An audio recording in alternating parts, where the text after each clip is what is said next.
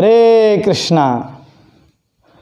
तो आज हम डिस्कस करेंगे कि दिखावा करने वाले व्यक्ति की क्या दशा होती है। जो लोग नकल करते हैं ना, खोटी नकल करते हैं ना, उनकी दशा क्या होती है। एक गांव में एक व्यक्ति रहता था। उसने कुछ अंग्रेजी शब्द रट लिए थे। उसका प्रयोग कहाँ करना है उसे पता नहीं था। जैसे यस, नो, वेरी गुड, इस प्रकार के कई शब्द जो रेगुलर यूज होते हैं ना, ऐसे शब्द उसने रट लिए थे। और उसे लगता था कि गांव वालों के सामने अगर मैं कुछ अंग्रेजी इस प्रकार बोलूँगा तो गांव वाले अंग्रेजी का विद्वान समझकर मेरा सम्मान करेंगे। तो उसके ऐसे दिखावा करने की आदत थी। एक बार क्या हुआ, उसी गांव में कुछ बदमाश लोगों ने, गुंडे लोगों ने, जो गुंडे हैं उन्होंने किसी व्यक्ति का हत्या की, खून किया। और इस व्यक्ति को बेवकूफ़ समझकर उसमें फंसा दिया, उसे पकड़वा दिया। पुलिस उसे पकड़ के ले गई और जज के सामने लेके गई। उसको कटघरे में खड़ा कर दिया और जज ने पूछा कि क्या तुमने खून किया है। तो उसकी आदत तो छूटी नहीं थी, दिखावा करने की आदत थी। वो कहता है अगर जज मुझे ये हिंदी में पूछ रहा है, अगर मैं इसे अंग्रेजी में जवाब दूंगा तो मुझे अंग्रेजी का विद्वान समझकर यह मेरा जज मेरा सम्मान करेगा और मुझे इस झूठे आरोप से बरी कर देगा। तो उसने जवाब क्या दिया। जज ने पूछा था क्या तुमने खून किया है, तो उसने उत्तर दिया यस। उसे पता नहीं है इसका अर्थ क्या है, फिर भी उत्तर दिया यस।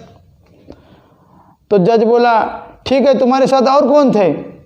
आगे का प्रश्न पूछा तब समझ गया है कि मैंने शायद गलत जवाब दिया है। फिर भी समझा नहीं। क्या उत्तर देता है, नो। यानी उसको समझकर हिंदी में उत्तर देना चाहिए था कि पहला तो गलत निकला, दूसरा तो हिंदी में देना चाहिए, फिर भी बोलता है नो। तो जज बोला ठीक है, अभी तो तुम्हें जेल में जाना ही पड़ेगा। क्या तुम जेल में जाने के लिए तैयार हो। तो समझ गया कि दूसरा भी मैंने जवाब दिया वो गलत दिया है, तो तीसरा तो समझना चाहिए उसे देने के लिए उत्तर सही। हिंदी में मैं अगर उत्तर दूंगा तो समझ में आएगा। फिर भी उसके अंदर उस दिखावेपन का नशा है उसके अंदर। वो क्या कहता है कि वेरी गुड। तो तीसरा भी उत्तर उसका जवाब गलत दिया तो उसे जेल में जाना पड़ा। तो भक्तिमय जीवन में भी इस प्रकार के लोग रहते हैं। भौतिक लोग भी इस प्रकार के तो कई प्रकार के हैं, लेकिन भक्ति स्वीकार करते हैं अपने जीवन में, फिर भी इस प्रकार के लोग हैं इस भक्तिमय जीवन में। शुद्ध भक्तों के मुख से भगवान की कथा सुनते हैं, सिद्धांत समझते नहीं है।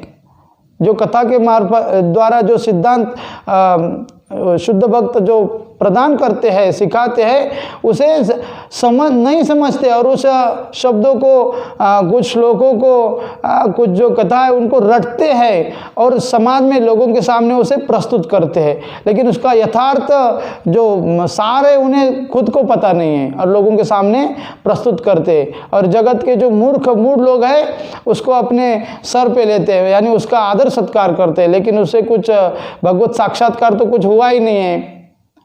तो इस प्रकार के लोग हैं जगत में।